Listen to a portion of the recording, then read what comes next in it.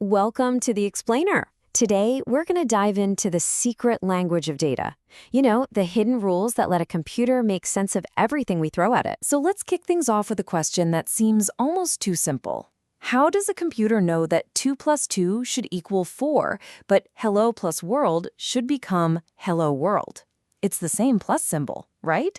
So how does it know to do two completely different things? Well, the whole secret sauce is a concept called data types. Think of it like this. A data type is just a simple label. It tells the computer how to interpret a piece of information. It basically says, hey, see this? This is a number, so get ready to do some math. Or, watch out, this is text, so your job is to connect it. All right, so let's unpack this a bit. A great place to start is with a programming language, like Python, because it handles this whole thing in a really clever way. Okay, check this out. It's kind of like magic. Over on the left, you give Python 2 numbers and a plus sign, and boom, it does addition. You get 4. But then you give it 2 pieces of text, what programmers call strings, and that exact same plus sign does something totally different.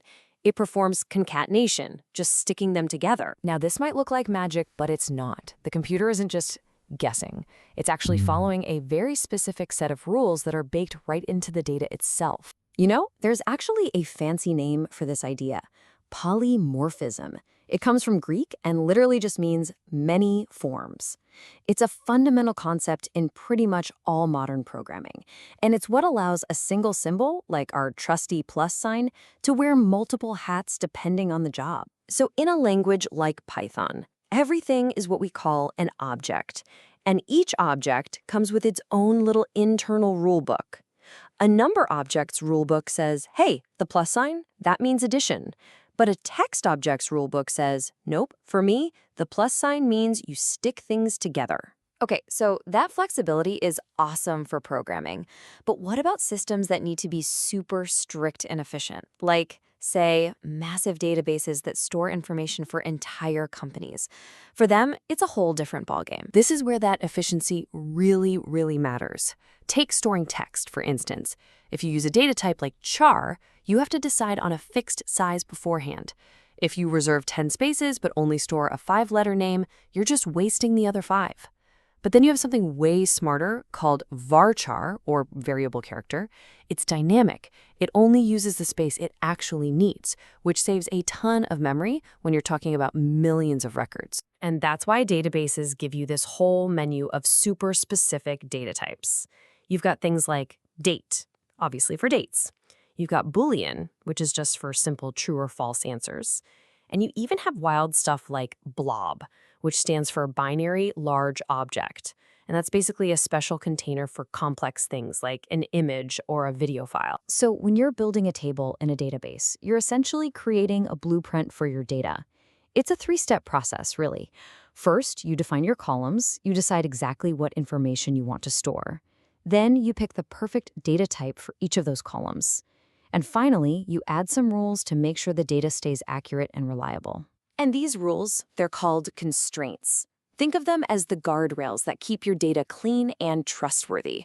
For example, a primary key constraint makes sure every movie has a unique ID, so you never get duplicates. And a not null constraint can make sure you don't accidentally leave a critical field, like the movie's title, totally blank. All right, so the blueprint is drawn. The table is ready to go. Now what? How do we actually work with all this data? Well, you need a toolkit, and that toolkit is really just a handful of simple but super powerful commands. First up, you use create. That's the command that actually builds the empty container right from your blueprint. Next, you've got to put stuff in it, right? That's where insert comes in. You use it to add your records, all those movie titles, release years, and so on. And of course, you'll want to look at what you've stored.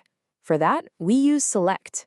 It's like your window into the database, letting you ask questions and pull out exactly the info you need. And finally, data changes over time. So we have update to modify existing records and delete to get rid of them. And there you have it. That's the whole life cycle of data. Okay, so we've covered a lot. Flexible code, rigid databases, creating tables. But what's the big deal? Why does this super structured, rule-based world matter to you in your everyday life? Because it is, quite literally, the invisible foundation for almost everything you do digitally. That social media feed you're scrolling through, that's a database. Your online shopping cart, your music playlist, even your bank account balance or your video game save file, all of it relies on these exact principles of data types and structured commands. When you boil it all down, that's what we're talking about. From the cleverness of a simple plus sign to the rock-solid structure of a database, this whole hidden world of rules is how we translate our complex human ideas into a language that computers can finally understand and manage. So here's a thought to leave you with. The next time you tap your screen to like a photo, to book a flight, whatever it is, just take a second to imagine that complex, lightning-fast dance of data and rules happening behind the scenes, all just to make your digital world work. Thanks for tuning in to The Explainer.